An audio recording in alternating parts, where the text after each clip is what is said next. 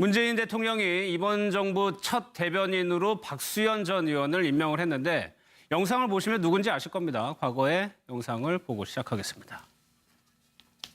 안희정 지사와 인연이 깊은데 저와도 인연이 각별합니다. 박수현 의원은 한마디로 일 잘하는 검증된 일꾼입니다. 국회와 당에서 활약이 정말 대단합니다.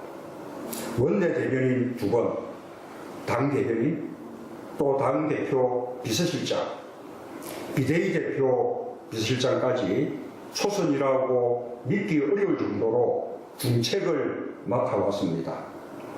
국회 최우수 또는 우수 국회의원 30관왕을 수상하기도 했습니다. 저는 19대 국회에서 가장 성실한 국회의원 한 명을 꼽으라면 단연 박수현 의원을 꼽겠습니다. 바로 대통령제가 끝나면 새로운 대한민국을 향한 출발을 해야 합니다. 시간이 없습니다. 새로운 협치와 통합의 정신만이 새로운 대한민국으로 갈 수 있는 지름길이다 이런 생각을 하고 문재인 후보에게 그런 압도적인 지지, 과반 이상의 지지를 주셔서 협치의 구심력을 현명하게 만들어 주실 것을 간곡하게 부탁드립니다. 예. 선거 기간 중에 저희 MBN 등을 통해서 굉장히 열심히 활동을 했었죠. 여러 가지 특징이 있는 대변인인데 이종구 실장님 일단요. 문재인 대통령이 축하 영상을 보내긴 했지만 사실 안희정 지사의 사람으로 그렇죠. 보내거든요. 안희정 지사하고 나이도 똑같고 예. 또 지역도 충청도고 또 거의 정치적 동지입니다. 동지 관계인 그런 그 두 분이고 그래서 이번에도 안희정 경선 후보 그 캠프의 대변인을 그랬죠. 맡아서 예. 아마 그 경선 기간 동안에는 안희정 그 지사의 그런 어떤 대변인 역할로 TV에도 많이 출연을 했었습니다. 그런데 경선이 끝나자마자 예. 사실은 또 문재인 캠프에 들어가서 또 대변인을 했어요. 예. 그때 사실 뒷얘기가 뭐냐면 이겁니다. 경선이 끝나서 문재인 후보가 이제 후보로 정식으로 되자마자 그 다음 날로 전화가 왔대요. 박수현 전 의원한테 예. 문재인 대표가 직접 전화를 해서 대변인을 맡아달라. 도와달라. 이렇게 도와달라. 직접 전화가 왔고 이 박수현 대변인이 그러면 사실 안희정 지사한테 전화를 하셨습니까? 그랬더니 예. 그건 나중에 하려고 먼저 전화를 했다. 이래서 이제 박수현 대변인이 그럼 먼저 전화를 좀 주십시오라고 얘기를 했답니다. 그러니까 이 일화를 왜 제가 소개를 드리냐면 예. 사실은 이제 아까 문재인 대통령 말씀을 하셨지만 이것이 통합의 어떤 의미도 분명히 있어요. 안희정 예. 캠프의 사람을 이렇게 첫 대변인으로 임명하고 그런데 워낙에 사실은 문재인 대통령도 아끼는 그러니까 이분의 어떤 재능 내지는 또 이 소프트 리더십에 딱 걸맞는 그런 부드러움, 네. 부드러운 화법 이런 것들을 아끼는 사람이거든요. 그러니까 원래부터 눈독을 좀 들여놨었군요. 그렇죠. 예. 그러니까 사실은 이 오늘의 어떤 그런 이 대변인 임명도 예. 통합도 통합이면 일석이조 이 사람의 재능을 내가 예. 사겠다라는 그런 의미도 있는 것 같습니다. 그러니까 전 지역구 국회의원이 청와대 대변인으로 가는 경우도 그렇게 흔한 경우는 아니거든요. 그렇죠. 청와대 대변인은 이 직제상으로 보면 홍보수석 과거에 예. 지금 국민소통수석 사실 산하에 있거든요. 예. 그렇기 때문에 하는 일은 정말 대통령을 대변해서 국정 철학이라든가 또 국가의 모든 일을 얘기하지만 실제로는 또 직급을 아주 높이 잡지는 않고 있거든요. 그렇죠. 그렇기 때문에 사실은 의원들이 그렇게 가는 경우 많지 않고요. 과거에 보면 언론인 잠시만요. 요 내용을 좀 전해드리겠습니다. 청와대에서 발표한 내용인데 6월 말, 다음 달 말에요. 워싱턴에서 한미 정상회담을 개최하기로 한미가 합의했다는 내용입니다. 당선이 되자마자 트럼프 대통령하고 통화를 했었죠, 문 대통령이. 그때 트럼프 대통령이 초청 의사를 밝혔었는데 바로 실미적 협의를 통해서 다음 달 말에 정상회담을 갖기로 했습니다. 포틴저 선임 보좌관과 7분간 대화를 통해서 이 일정을 확정한 것 같습니다. 일단 이 의미 좀 짧게 짚어볼까요? 일단 지난번 박근혜 대통령이 취임해서 네.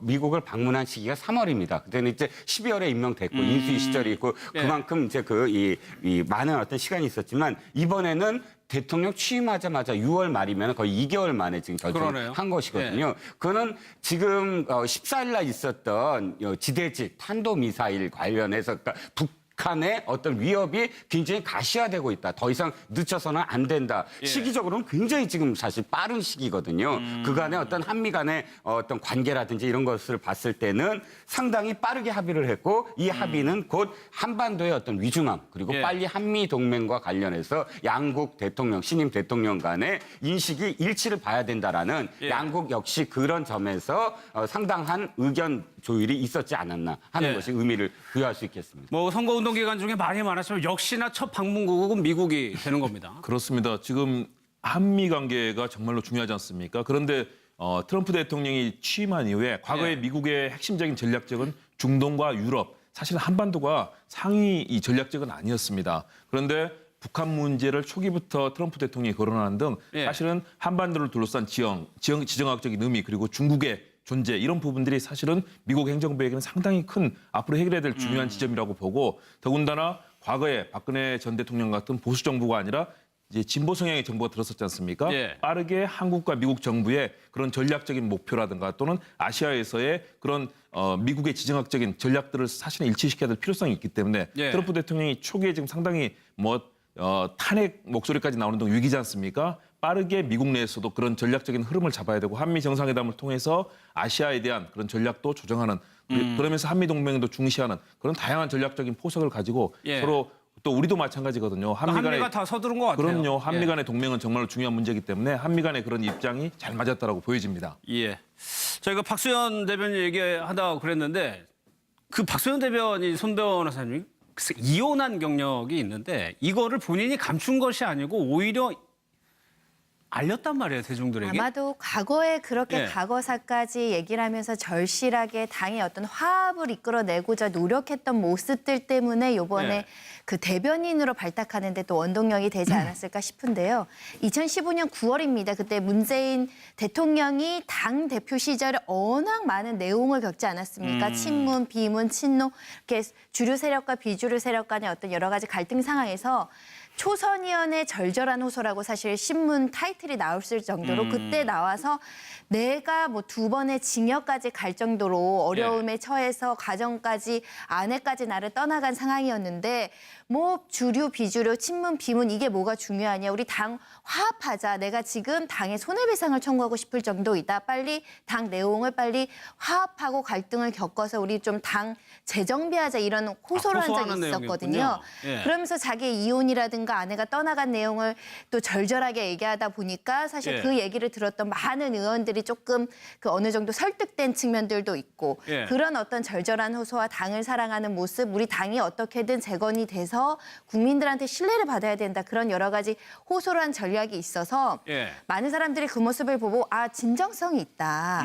그런 어떤 느낌으로 아마 그 부분이 눈에 띄어서 신문 기사에서도 많이 보도가 됐던 전력이 있습니다. 그래서 재선이 못 됐는데 지금 재선이 되면은 아내에게 돌아와 달라고 할 것이다. 이런 내용들까지 사실 국회 정론관에서 브리핑한 적도 있었거든요. 이런 내용. 예, 그 박수현 이번에 그 청와대 신임 대변인은 아마 이 문재인 대통령의 이번에 인사에서도 예. 상당히 좀 이렇게 그 돋보이는 부분 아닌가. 금방도 말씀하셨지만 그 전직 국회의원이 비서관급으로 오는 것도 쉽지 않는데 그 양쪽에서 다 그런 결단을 보여줬다 이런 게 되고요. 그리고 박수현 그 대변인은 이 말하자면은 86세대에 예. 속하는데 그 박 대변인은 어떤 중앙 정치에서 어떤 활동을 하기보다는 지역에서 굉장히 이 기반을 튼튼히 이렇게 닦았습니다. 예. 지역 정치에서 여러 활동을 하고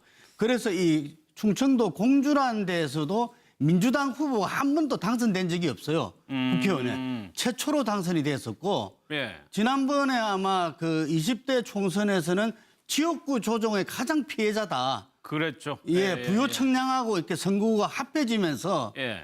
그래도 석패했어요. 정진석 원내대표에게. 예. 워낙 성실했다는 거죠. 4년 동안에 국회의원 임기 4년 동안에 계속 국회를 출퇴근을 했다. 공주에서. 그거 쉽지 않는 일이거든요. 예. 예. 그리고 전적에도 항상 서울에서 마지막 일을 보더라도 꼭 내려가서 예. 이렇게 그걸 하고 했었는데 그는 성실함과 함께 이 겸손함이 묻어 있는 것 같아요. 예. 그래서 본인도 이렇게 우리 지금 경호가 파격적으로 지금 나가고 있잖아요. 네.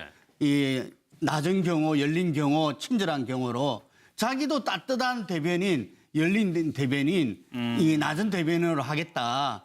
그래서 아마 처음부터 상당히 기존에 있던 역대 최초의 대통령의 소통 부재 여러 가지 말이 많았지 않습니까? 예. 그런 부분들에 있어서 정말 이렇게 기분 좋은 출발이 되겠다 봅니다. 예. 그러니까 과거에보다 예. 대변인의 위상이 많이 높아질 것 같습니다. 이번 정권에선 사실은 소통이 굉장히 강조되고 있고 소통에 많은 어떤 국정의 어떤 그 에너지를 쏟아서 국민들한테 알 권리를 충족시키고 이런 것들을 중요시 여기는 것 같은데 예. 그런 측면에서는 사실은 정무적인 감각이 있는 사람들, 정치를 해본 사람들, 정치인과도 소통이 잘 되는 사람이 대변인으로 와야 된다라는 목소리가 컸는데 그에 굉장히 적합한 인물이고 그렇기 때문에 앞으로 굉장히 맡은 역할이 충실해지고 앞으로 모든 정책에 대한 이해도도 대변인이 그냥 예. 말로 전달만 하는 것이 아니라 그 정책을 이해하고 국민들한테 설명할 수 있을 예. 정도의 어떤 그 해박한 지식과 정무적인 감각이 구비가 돼야 되는데 그에는 정말 걸맞는 인사가 온 걸로 생각이 됩니다. 그러니까 저희 국민들이 지난 정부에서 초대 대변인에 대해서 아픈 상처가 있거든요. 네, 그렇죠. 네. 지금 사실 일주일 동안 이렇게 청와대 기사들이 쏟아져 나온 이유가 5년 전에 어떤 추억 때문이겠죠. 5년 동안에 지난 5년 동안 그 청와대에서 보여줬던 여러 가지 모습들과 전혀 다른 모습이었기 때문에 사실은 이렇게 기사거리가 될 수 있었던 것 같아요. 더 크게 이렇게 감동을 받고 예. 그 중에 하나가 대변인에 대한 윤창중 추억입니다. 씨였죠. 예. 보면 박근혜 정부가 시작했을 때 사실 가장 큰 어떤 그런 그 아픔, 처음에 가장 큰 고비가 지금 아까 그 한미 정상회담 얘기가 나오지 않았습니까? 한미 네. 정상회담이 얼마나 사실 중요해요. 신임 대통령으로서는 한미 동맹을 어떻게 할 것이며 또 박근혜 정부의 그때 미국 간 건 굉장히 여러 가지 일들이 있었어요. 네. 에너지 협정, 그 수십 년간 그 미국에서 강압적으로 사실 했던 에너지 협정을 재개정하는 어떤 부분도 있었고 굉장히 많은 부분들을 타결하기 위해서 갔고 또 박 대통령도 굉장히 큰 준비를 많은 준비를 하고 갔던 그런 그 정상회담이었는데 그 모든 성과를 그냥 한 번에 무너뜨리지 않았습니까? 윤창중 대변인이. 그 윤창중 대변인의 어떤 이 구설. 그런데 이것보다 앞서서 사실 제일 먼저 그런 어떤 그 사건의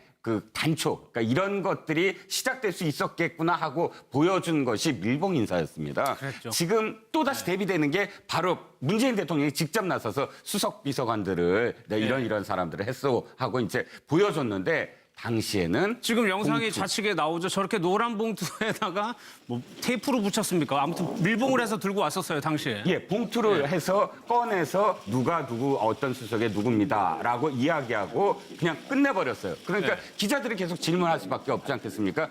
무슨 의미입니까? 이게 그래서 배경을 묻게 되죠. 왜 됐죠? 그 누구한테 들었습니까? 그런데 아무것도 모르는 거예요. 그런데 문제는 너무 당당하게 이 밀봉 이 봉투를 내가 받았다. 그리고 이렇게 전달했으면 되는 거 아니냐 해서 이것이 앞으로 그 후에 5년 동안에 박근혜 정부의 어떤 불통을 상징하는 첫 번째 단초가 되지 않았나 하는 것입니다. 예. 그래서 사실 대변인 인선에 굉장한 관심이 모아졌는지도 모르겠습니다.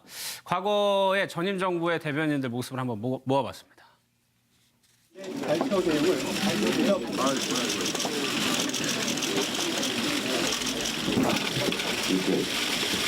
밀봉을 해온 것이기 때문에 저도 이 자리에서 발표를 드린 겁니다. 제가 그 여자 가이드의 허리를 툭 한 차례 치면서 앞으로 잘해, 미국에서 열심히 살고 성공해. 새 정부 인사와 관련하여 국민 여러분께 심려를 끼친 점에 대해서 인사위원장으로서 매우 송구스럽게 생각합니다. 앞으로 인사 검증 체계를 강화하여서 만전을 기하도록 하겠습니다. 10시 30분부터 17시 10분 사이 7시간 동안의 구체적 보고 시간을 말씀드리면 10시 36분, 10시 40분, 10시 57분, 11시 20분, 11시 23분, 11시 28분, 12시 05분, 12시 33분, 13시 07분, 13시 13분, 14시 11분, 14시 50분, 14시 57분, 15시 30분, 17시 11분입니다. 이 모든 결과에 대해서는 제가 안고 가겠습니다. 시간이 걸리겠지만 진실은 반드시 밝혀진다고 믿고 있습니다. 그러니까 지금에 와서 보면은 왜 저렇게 됐는지 뭐 이해는 됩니다만 그만큼 청와대가 어떻게 운영됐는지 지금하고 완전히 대비가 되는 거예요. 그렇죠. 그리고 또 이해할 수도 없고 이해해서도 안 되는 일이라고 봅니다. 왜냐하면 예. 그만큼 대변인의 업무는 중요합니다. 대통령을 대신해서 국정의 모든 부분을 전달해야 되고요. 예. 그리고 대통령의 일상을 정말 이런 기상회에서 취침할 때까지 거의 모든 부분을 대통령과 함께하면서 대통령의 메시지 그리고 국정에 관련된 부분에 대해서 소상하게 국민들께 설명을 해야 되거든요. 그런데 예. 당시는 전혀 이해할 수 없는 일투성이었습니다. 윤창중 대변인은 어땠습니까? 당시 밀봉 인사로 기자들이 이 인사가 왜 이렇게 됐는지에 대해서 물어봤고 이 인사가 된 분에 대해서 네. 설명을 요청하는데 막상 밀봉된 상태에서 뜯고 나와서 아무런 답변을 하지 좀 못했습니다. 황당했죠 그때. 예. 그렇습니다. 그때 정말 온 국민이 정말 황당했었고요. 사상 처음으로 봤던 그런 상황이었었고요. 김행 전 대변인은 정말 17초 동안의 인사 검증과 관련해서 대통령이 사과를 했고요. 예. 사실은 뭐 존재감이 그렇게 드러나지도 않았던 그런 상황들이 계속 이어졌습니다. 또 정영국 대변인은 어땠습니까? 세월호 7시간 관련해서도 시간대별로 나열은 국민들께 전혀 설명이 되지 않고 국민들의 이해를 시키지 못했죠. 그리고 최순실 씨 비선 실세 관련해서도 엄청나게 많은 오랜 기간 동안에 관련돼서 많은 질문이 있었지만 그런 일도 없다. 전면 부인을 거듭한 끝에 결국은 이 상황은 사실로 밝혀졌고 예. 대통령이 또 구치소로 가는 뭐 이런 상황이 되어버렸습니다. 정영국 대변인 그랬었고요. 또 민경욱 대변인도 어땠습니까? 마지막에 이 대통령의 모습은 보이지 않고 삼성동 자택에서 그런 예. 대독하는 그런 형식을 취했는데요. 결국은 대통령을 대신해서 대통령의 의중을 정말 정확하게 꿰뚫고 대통령의 국정 철학에 대해서 얘기할 수 있어야 되는 것이 대변인이거든요. 예. 그런데 지금까지의 대변인들, 박근혜 정부에서는 사실상 그동안의 오랜 정부 기간 동안에 대변인들이 쌓아왔던 그런 국민들의 대변인에 대한 이미지를 다 무너뜨리고 그런 정말 절망적인 상황이 됐는데요. 예. 이 박수현 신임 대변인 같은 경우는 대변인만 당에서 원내대변인과 대변인을 3번 했고요. 예. 후보 대변인을 선대위에서 2번 해서 5번을 했습니다. 거기에 또 더군다나 대표비서실장 또 공동대표 비서실장 그야말로 당에서 모든 역할들 정책에 대해서도 해박하고요. 그리고 예. 또 뭐 백봉 신사상이라든가 뭐 다양한 부분에서 정말로 젠틀하고 또 국민들께 소상하게 아뢰고 이런 측면에서는 사실은 상당히 기대를 갖게 하는 그런 예. 인사라고 보고요. 예. 어제 아침에도 같이 저희 토론들 했었는데 끝나자마자 내일 경로잔치 3건에 하면서 지역을 챙기러 떠났었거든요. 그랬죠. 그런 모습 보면서 야, 이런 만일의 경우 역량들을 잘 발휘한다면 예. 문재인 정부의 첫 출발은 좋은 대변인 하에서 잘 진행될 수 있겠다는 일단 기대감을 갖게 합니다. 그런데 예. 한 가지 좀 드리는 말씀이 뭐냐면 지금 시스템의 문제를 좀 지적하고 싶어요. 무슨 얘기냐면 네.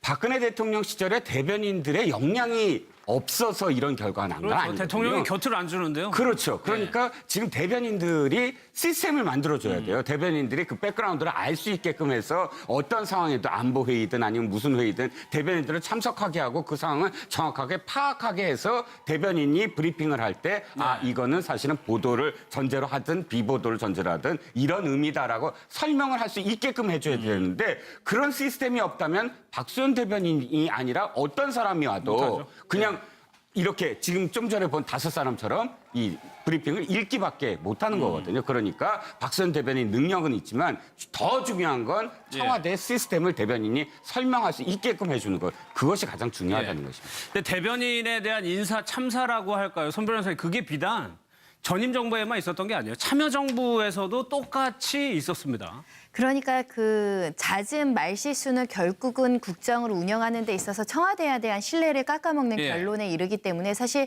노 전 대통령 시절에도 사실 정확한 그 이해 없이 기자들한테 설명을 하면서 해프닝이 벌어진 적도 있었고요. 예. 그런 잦은 실수 때문에 사실은 결국은 하차하는 일도 있었는데 문제는 검증된 사람 그리고 대변인이라는 자리에 대한 중요성을 인식하고 그 자리에 걸맞는 사람을 찾는 해안이 중요하거든요. 예. 그런 측면에 과거의 정부의 실패를 되풀이해서는 안 된다라고 생각이 되고요.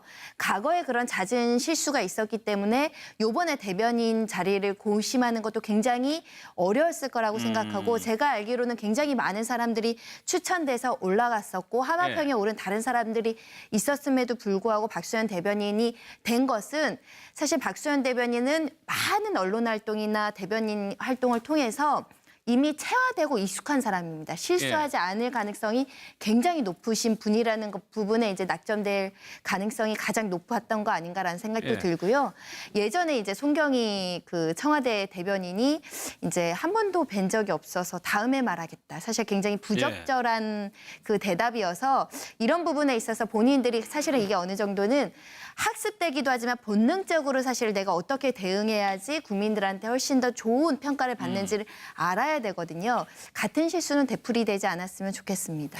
거기다가 뭐 워치콘, 데프콘도 정확히 구별을 못 해가지고 뭐 대대적인 오보가 난 적도 있는데, 그러니까 문재인 대통령이 당시 민정수석이면서 이런 모습들을 다 지켜보고 반면교사로 삼았을 수도 있을 것 같아요. 예, 그냥 단순한 오보가 아니라 예. 북한이 그때 그러니까 이라크 전이었어요. 이라크 전이 발발하자 기자들이 청와대 대변인한테 물어봤어요. 지금 현재 어떤 상황이냐 했더니 예. 워치콘 3가 뭐 이 한 단계 격상됐다 이렇게 표현한 거예요. 예. 원래 워치콘은 사실 감시 그런 어떤 그 대북 단계시 감시 데스콘이거든요. 예. 데스콘이 그 이 대북에 대한 어떤 경계수인데 그래서 기자들이 거꾸로 데스콘 3냐라고 물어봤더니 내가 사실은 그 차이는 모른다라고 답했다가 그래도 기자들이 그러면 한 단계 높인 건 맞느냐 하니까 높였다라고 대답을 하는 통에 예. 어떻게 됐냐면 북한이 공식적으로 그때 회담이 있었거든요. 예. 그 이 남북 간에 이 당국자 회담이 몇 가지가 열릴 상황이었는데 북한이 그것을 취소를 시켜버렸어요. 아, 남북 관계에도 영향을 미쳤어요. 결정적으로 그것을 너희들이 지금 다른 나라에서 이라크에서 전쟁이 벌어지는데 우리하고 전쟁을 하려고 해? 하고 표현하면서 아예 남북 관계를 경색시키게 만들었거든요. 대변인의 말 한마디가 이렇게 그 이 남북 관계를 만드는 그런 계기가 될 정도로 최악의 인사였죠. 예.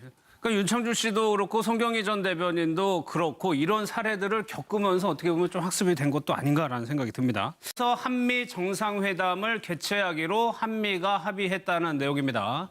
당선이 되자마자 트럼프 대통령하고 통화를 했었죠, 문 대통령이. 그때 트럼프 대통령이 초청 의사를 밝혔었는데 바로 실미적 협의를 통해서 다음 달 말에 정상회담을 갖기로 했습니다.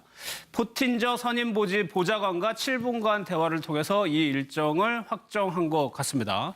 일단 이 의미 좀 짧게 짚어볼까요? 일단 그 지난번 박근혜 대통령이 취임해서 네.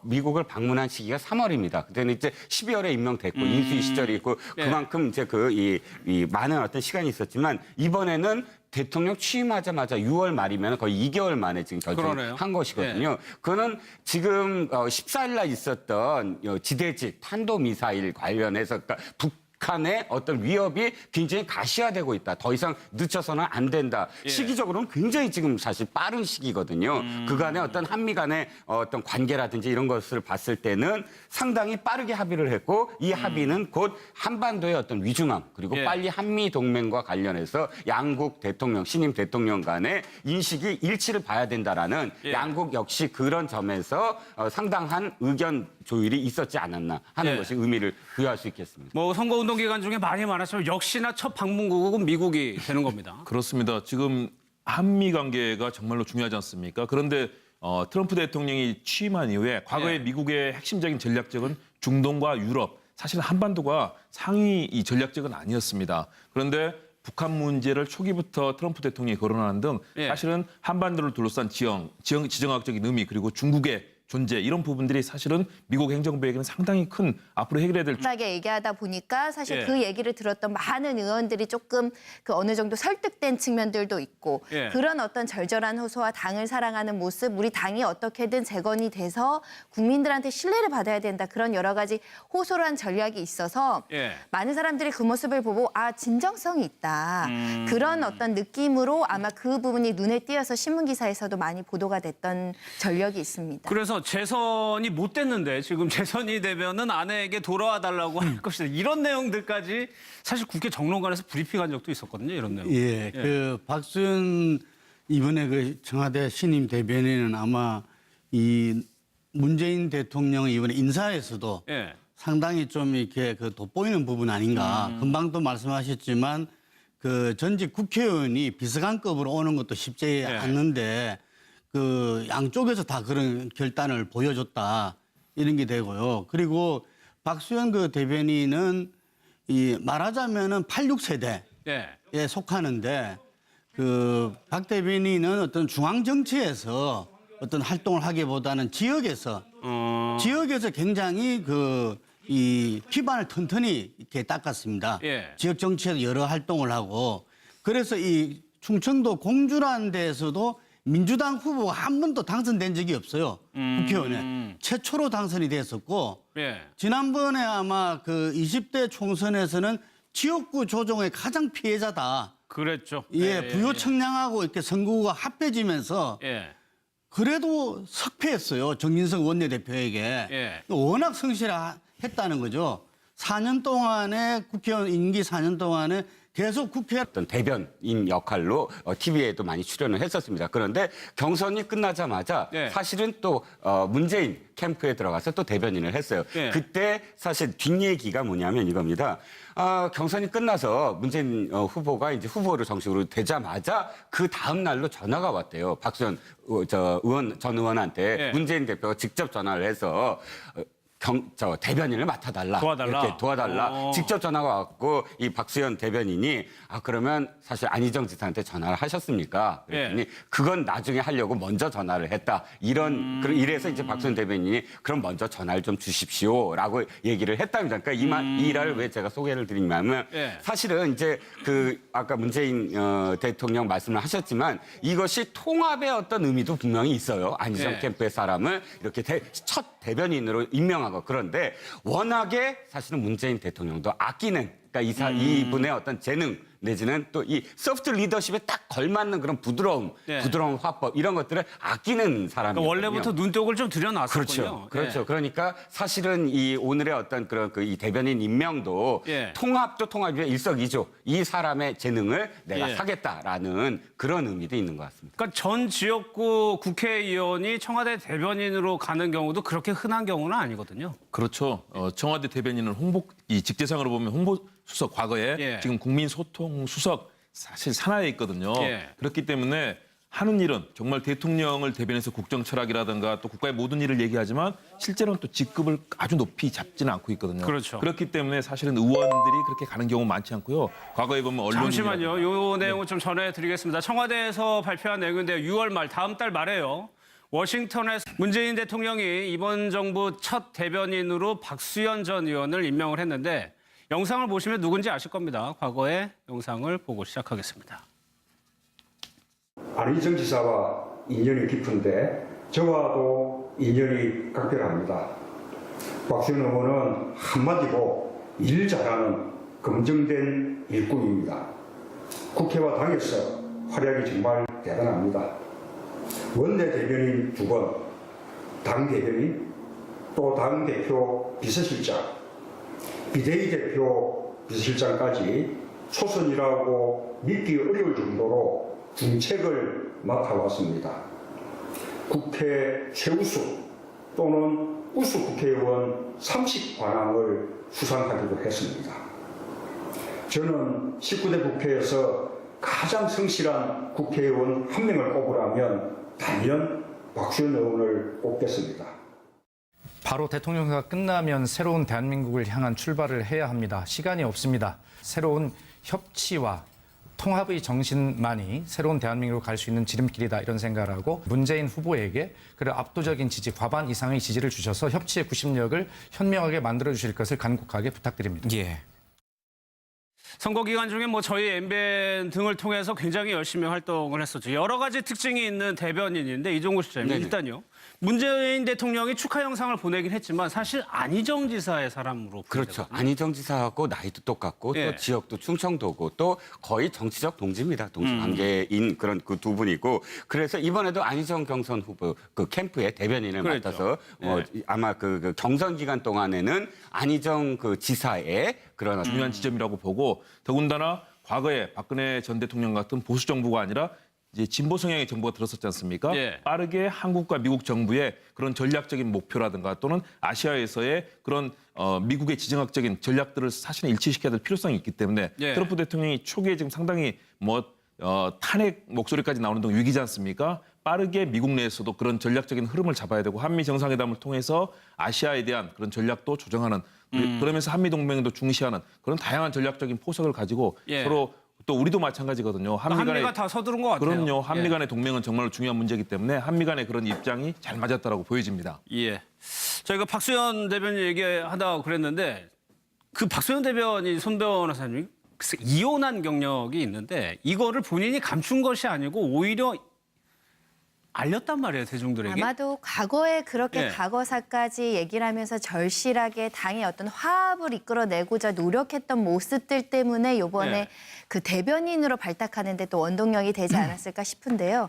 2015년 9월입니다. 그때 문재인 대통령이 당 대표 시절에 워낙 많은 내용을 겪지 않았습니까? 친문, 비문, 친노 이렇게 주류 세력과 비주류 세력 간의 어떤 여러 가지 갈등 상황에서 초선의원의 절절한 호소라고 사실 신문 타이틀이 나왔을 정도로 그때 나와서 내가 뭐 2번의 징역까지 갈 정도로 어려움에 처해서 가정까지 아내까지 나를 떠나간 상황이었는데 뭐 주류 비주류 친문 비문 이게 뭐가 중요하냐 우리 당 화합하자 내가 지금 당에 손해배상을 청구하고 싶을 정도이다 빨리 당 내용을 빨리 화합하고 갈등을 겪어서 우리 좀 당 재정비하자 이런 호소를 한 적이 호소하는 있었거든요. 내용이었군요. 예. 그러면서 자기의 이혼이라든가 아내가 떠나간 내용을 또 절절